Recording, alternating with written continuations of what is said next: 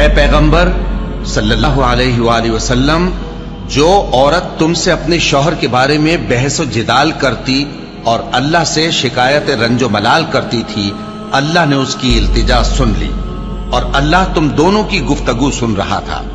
کچھ شک نہیں کہ اللہ سنتا ہے، دیکھتا ہے۔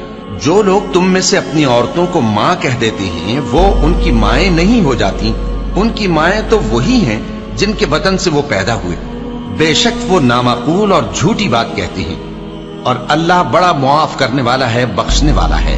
اور جو لوگ اپنی بیویوں کو ماں کہہ بیٹھیں پھر اپنے قول سے رجوع کر لیں تو ان کو قربت سے پہلے ایک غلام آزاد کرنا ضرور ہے۔ مومنو، اس حکم سے تم کو نصیحت کی جاتی ہے اور جو کچھ تم کرتے ہو اللہ اس سے خبردار ہے۔ اب جس کو غلام نہ ملے وہ قربت سے پہلے لگاتار 2 مہینے کے روزے رکھے، پھر جس کو اس کا بھی مقدور نہ ہو اسے 60 محتاجوں کو کھانا کھلانا چاہیے۔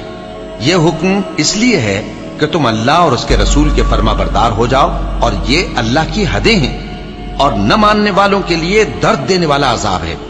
صحابی ہیں اوس بن صامت، انہوں نے اپنی بیوی کو طلاق دے دی۔ ایک طلاق تھی جاہلیت کی جس میں یوں کہا جاتا تھا تو میری ماں کی طرح ہے، تو اس پر طلاق ہوتی تھی جاہلیت میں۔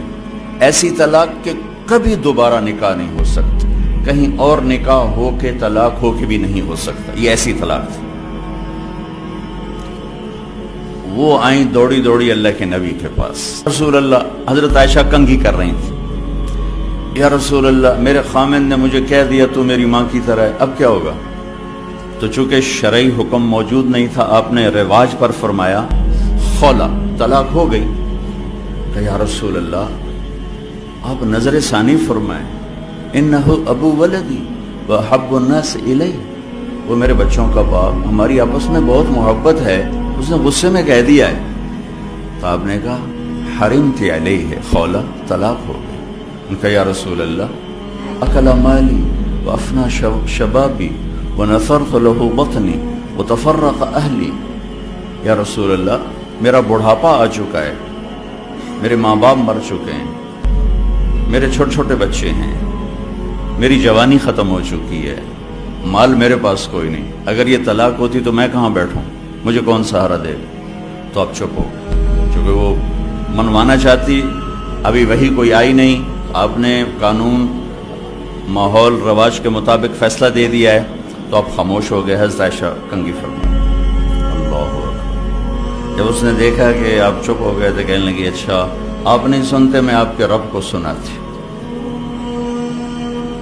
اللہ کے نبی کہہ رہے ہیں طلاق ہو گئی، وہ کہہ رہی اچھا میں آپ کے رب سے بات کرتی۔ اس نے وہیں ہاتھ اٹھائے، اللہم انہم لی من حسبیتا صغار، اے میرے رب میرے چھوٹے چھوٹے بچے، ان ضممتہم الی فضاجعوا، میں اپنے پاس رکھوں تو روٹی کہاں سے کھلوں، ان ضممتم الیہ فضاعوا، باپ کے پاس چھوڑوں تو تربیت کون کرے گا؟ یا اللہ اب ذرا غور کے، یا اللہ اپنے نبی کی زبان پر میرے حق میں فیصلہ اتار۔ یہ نہیں کہا کہ اللہ تو اپنے علم کے مطابق فیصلہ اتار، تو اپنی شریعت کے مطابق فیصلہ اتار، میرے رب میرے حق میں فیصلہ اتارنا، میں بچوں کو کہاں لے جاؤں گی، میں بڑھاپا کہاں گزاروں گی؟ تو ایک دم اللہ کے نبی پر وحی، تو جب وحی آتی تھی اب پسینہ پسینہ اور آنکھیں بند ہو جاتی تھی۔ تو حضرت عائشہ نے کہا خولا خولا، چپ وحی آ گئی، وحی آ گئی۔ خولا نے جب دیکھا تو اور زور سے رونا شروع کر دی، کس بات پر کہ پتہ نہیں میرے حق میں ہے یا میرے خلاف ہے۔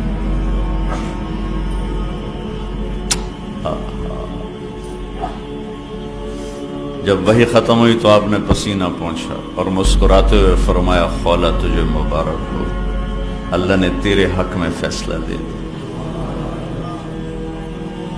اور یہ فیصلہ قرآن میں لکھا گیا ہے، اس کو قرآن کا حصہ بنایا گیا، اسے حدیث کا حصہ نہیں بنایا، اور اسے 28واں پارہ اس سے شروع کروایا گیا۔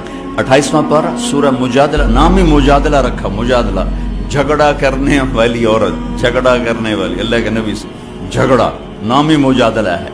ہم نے سن لیا اس کی بات کو جو آپ سے بات کر رہی تھی، یہ تو ترجمہ ہے، لیکن صورتحال کیا ہے؟ جو ترجمہ کبھی حقیقت کو نہیں بتایا کرتا، یہ جو الفاظ ہیں یہ کیا بتا رہے ہیں، میں وہ آپ کے سامنے پیش کرنا چاہتا ہوں کہ اے میرے محبوب، یقیناً اللہ نے سنا، میں نے نہیں کہا، قد سمعت، لفظ اللہ، میرے محبوب اللہ نے اپنی اس بندی کی فریاد کو سنا جو آپ سے جھگڑا کر رہی تھی اپنے خامند کے بارے میں۔